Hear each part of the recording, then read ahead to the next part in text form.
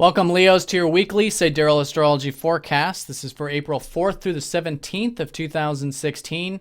I'm Athen, and this is for Sidereal Astrology, very different from mainstream astrology. If you are new to the channel, be sure to check out the link for more information. All right, Leo, so this week we are continuing with this new moon we just had last week in terms of these new beginnings with your 8th house. This is the house of intimacy. It's the house of being open with self, of inner transformation, of healing, right? And when it does come to relationships, the intimacy that comes from once we do that inner work, we dive deep within self, see where we can transform, where we can let go of old habit patterns, old belief systems, old conditioning, break those patterns, make changes. And that's all happening very much. Now, in terms of this week, it's a first quarter phase, so the moon will be squaring up to the sun, suggesting an action with this. In other words, implementing it, living it, embodying it.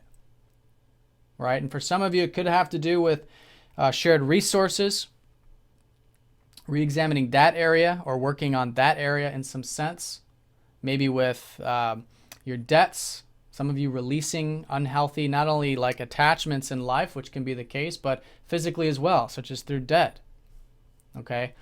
So whatever it might be, this is all about you guys breaking free spiritually, liberating yourself from anything that is holding you back, or that you might be attached to, such as through fears, insecurities. That's why it's so important to go deep, to transform, to do that healing, especially with Chiron in your 8th house. And you'll find this an excellent week for that. And again, it's just going to open up in terms of your relationships. All the other areas will just have that much more depth and meaning to them. So that's the major theme, especially because your sun's over here in the 8th and will be all week long. But we do have some very nice aspects this week, particularly with Mercury. Mercury's forming 3 very nice aspects, a grand trine, in fact, in the sky. And it all starts here on Tuesday with styling up to Neptune.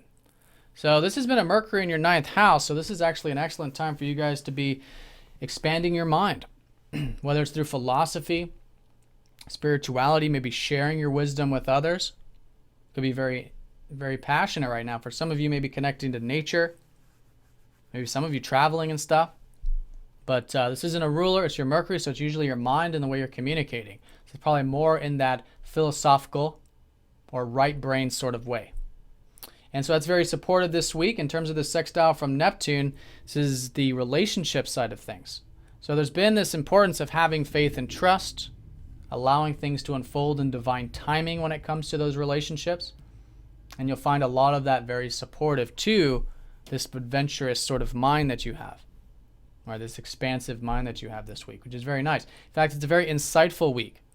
And the insights could start here, especially when you're allowing your mind to kind of wander a little bit, see where it takes you.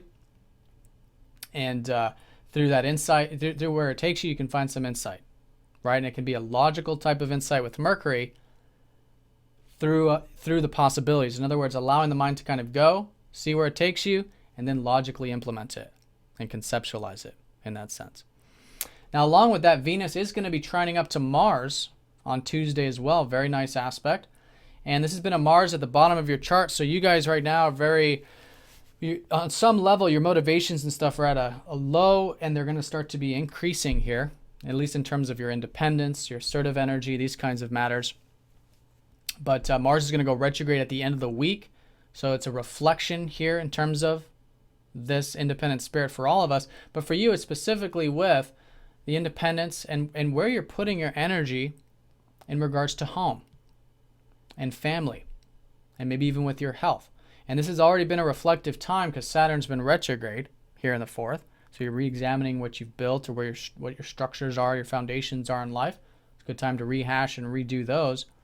But in terms of this Mars, this is re-examining where you've been putting your energy here.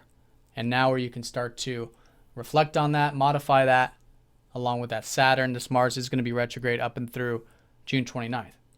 But this isn't until the end of the week. Okay, over the weekend, he'll start to go retrograde. This early part of the week, there's a direct support, in fact, where you might enjoy home and family. You might enjoy perhaps your health, your body, getting physical exercise to assist with the body, that kind of thing with Mars down here. And vice versa, Mars is trining up to that Venus, so with all of this deeper stuff that might be going on with relationships, or you might be even enjoying in terms of intimacy and these kinds of matters, You got a good assertiveness, a good drive with that as well. Now, Venus does rule your 3rd and your 10th, so you guys could find your mind and your communications are very direct this early part of the week. You might be even quite motivated for the career stuff or the legacy or public stuff.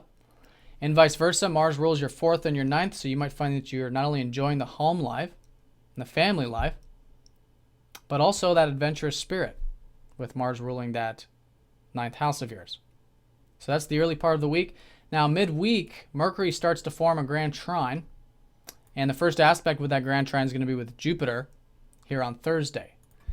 So the Jupiter energy has been in your 1st house, and a lot of you guys are re-examining right now in terms of what are your goals, what has been expanding in your life. And this has been a reflection that's been, for about the past roughly 4 months at this point.